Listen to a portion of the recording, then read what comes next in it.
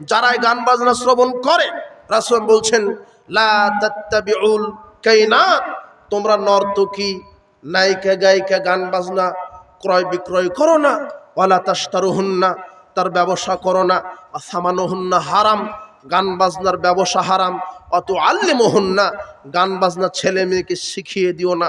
অথচ নৃত্যকলা একাডেমি শুরু হয়েছে, আর এখন শিক্ষা ব্যবস্থার প্রথম ধাপেই এটা প্রাইমারি ক্লাস 1-এর বাচ্চাকে গান বাজনা শেখানো হচ্ছে।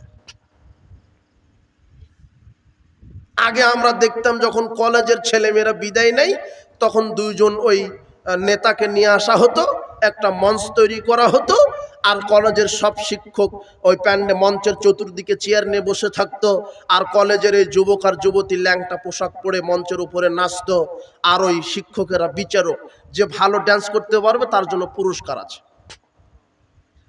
আর শিক্ষকের পাশেই থাকতো মেয়ের বাপ। মেয়ের বাপ বলতো যে ভাই যে প্রভাষক সাহেব ওই যে লম্বা ফারসা ওইটা মেয়েটা, ওই যে দেখেন ভালো করে কমর দোলাচ্ছে নাচছে, ওটা আমার মেয়ে, একটু দোয়া করে দেন ভালো করে যেন বেশ্যাগিরি করতে পারে।